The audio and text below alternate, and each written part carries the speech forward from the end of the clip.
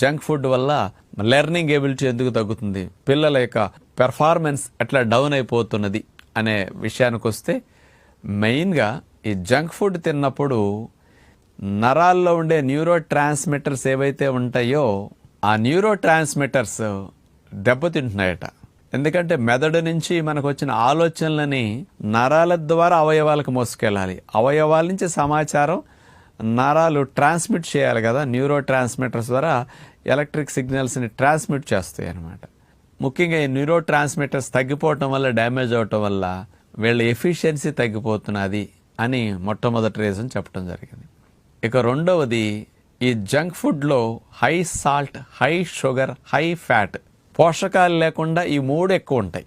ఈ మూడు ఎక్కువ ఉండేసరికి పోషకాలు లేనప్పుడు ఏమవుతుంది, ఇవన్నీ లోపలికి వెళ్ళాక బ్రెయిన్ సెల్స్లో, అలాగే బ్రెయిన్లో హిపోక్యాంపస్, అట్లాగే హైపోథాలమస్, అట్లాగే మెమరీ సెంటర్స్ ఏవైతే ఉన్నాయో ఆ సెల్స్లో ఈ జంక్ ఫుడ్ ద్వారా వచ్చిన ఇన్ఫ్లమేషన్ ఏదైతే ఉందో ఆ ఇన్ఫ్లమేషన్ వెళ్ళి ఈ ఏరియాల్లో ఈ సెల్స్ని ఎక్కువ డ్యామేజ్ చేస్తున్నదట. అందుకని 2 సంవత్సరాల్లో ఆ ఏరియాలో సెల్స్ ఎక్కువ ఇన్ఫ్లమేషన్కి గురవుతున్నట్టు పరిశోధనలో తేలింది.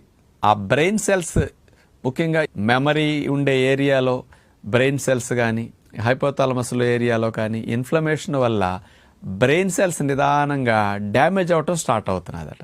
ఈ డ్యామేజ్ అవటం వల్ల హైపర్ యాక్టివ్గా పిల్లలు అవ్వటం అనేది మెయిన్గా గమనించారు వీళ్ళు.